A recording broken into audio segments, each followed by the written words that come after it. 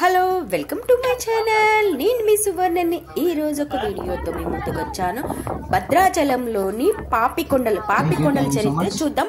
నా వీడియో కనుక first time చూసినట్టయితే సబ్స్క్రైబ్ చేయండి, లైక్ చేయండి, కామెంట్ బాక్స్ లో కామెంట్ చేయండి.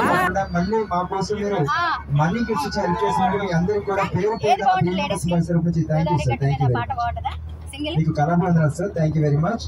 సో మనం అవుట్ సైడ్ గా చూస్తే రైట్ లో ఒక విలేజ్ కనిపిస్తుందండి. ఈ విలేజ్ గురించి అందరికీ తెలియజేస్తాను. సో అందుకంటే ముందుగా ఈ విలేజ్ లో ఉన్నటువంటి టెంపుల్ గురించి మనం అందరూ కూడా ఒకసారి తెలుసుకుందామండి. ఈ టెంపుల్ ఎవరు నిర్మించారు, అసలు దీని ప్రత్యేకత ఏంటి, ఇవన్నీ కూడా చెప్పబోతున్నా. మీరు అందరూ కూడా శ్రద్ధగా వినండి సార్. ఒక 2 minutes ఓకేనా? ఓకే. సో దయచేసి ఆగండి సార్, కూర్చోండి సార్ ప్లీజ్. కొంచెం బ్యాక్ సైడ్ వెళ్ళండి అంటే మీరు తిరుగుతుంటే సో మరి ఈ టెంపుల్ రూట్స్ ఏంటంటే, పూర్వకాలంలోని ఈ పేరెంటాలపల్లి విలేజ్ లోని ఒక సాధు అనే వాళ్ళు సో ఇక్కడికి వచ్చారంటే, సాధు అనే వాళ్ళే ఒక బ్రహ్మచారి ఉన్నటువంటి బాలానంద స్వామీజీ అని సాధు టెంపుల్ సో బాగా వినిపిస్తుంది. చాలా హిస్టారికల్ ప్లేస్ అండి, ఓకేనా? సో బాలానంద స్వామీజీ అనే సాధువు ఈ ప్రాంతం దగ్గరికి వచ్చిన తర్వాత ఆయనకంటే చిన్నప్పటి నుంచి ఒక కోరిక ఉండేదంటండి. ఆ కోరిక ఏంటంటే, సో నేను స్వయంగా వెలిసినటువంటి స్వామివారి కనిపిస్తే అక్కడ నేను గుడి కడతాను, గుడి కట్టి అది ఎన్ని ఇయర్స్ అయినా పర్వాలేదు, ఎన్ని రోజులైనా పర్వాలేదు. సో ఆ తర్వాత నాలో ఉన్న సిద్ధాంతాన్ని ఆ టెంపుల్కి పెట్టి నేను సో చనిపోతానని చెప్పి అని చిన్నప్పటి నుంచి అది ఒక కోరిక అంటండి.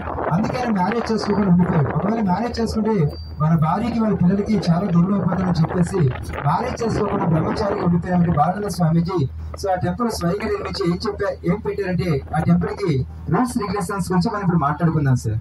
ఈ టెంపుల్ ఏమైంది, ఇక్కడ మనకి చూస్తే ఈ కొండ పైన ఉంటుంది సార్. కొండ అంటే మరీ ఎత్తుగా కనిపిస్తున్న కొండ పైన కాదండి, జస్ట్ మనకి ఆ విలేజ్ దగ్గర కనిపిస్తుంది టెంపుల్ ఫ్రంట్ సైడ్. అక్కడ మాత్రం మీరు కాళ్ళు శుభ్రపరచుకోవాలి సార్. కాళ్ళు కడుక్కుండా వెళ్ళొద్దు ప్లీజ్, ఓకేనా? కాళ్ళు మీరు శుభ్రం చేసుకొని లోపల వెళ్ళిన తర్వాత టెంపుల్లో గంట ఉంటుంది, గంట ఒకసారి మాత్రమే కొట్టండి సార్. సో నేను ఎందుకు చెప్తున్నానంటే గంట ఒకసారి మాత్రం కొట్టమని. శివాలయం టెంపుల్ అంటున్నాగా బాబు, మరి ఎలాగ మేము హిందువులం కదా, మేము 3 times మోగిస్తామని మనం అనుకుంటాం సార్.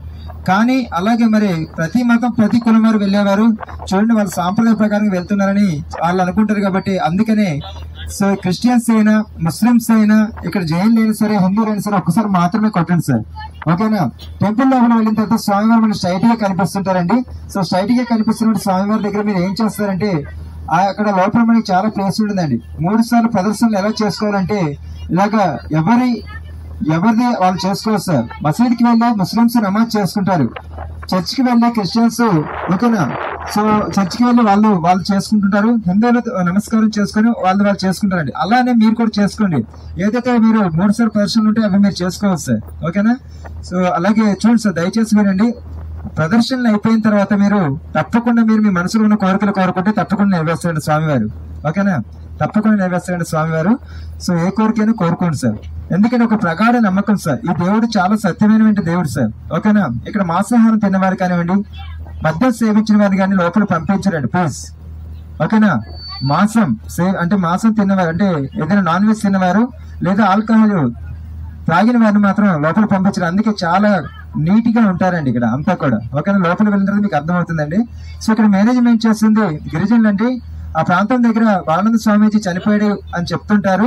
ఇప్పుడు ఆయన లేరు, ఆయన పెట్టిన నియమాలను ఫాలో చేస్తూ మనం వెళ్తున్నామండి ప్లీజ్, ఓకేనా? సో నేను చెప్పినాక మీరు అందరూ కూడా దిగొచ్చండి, ఓకేనా? దయచేసి అప్పటి వరకు కూర్చోండి.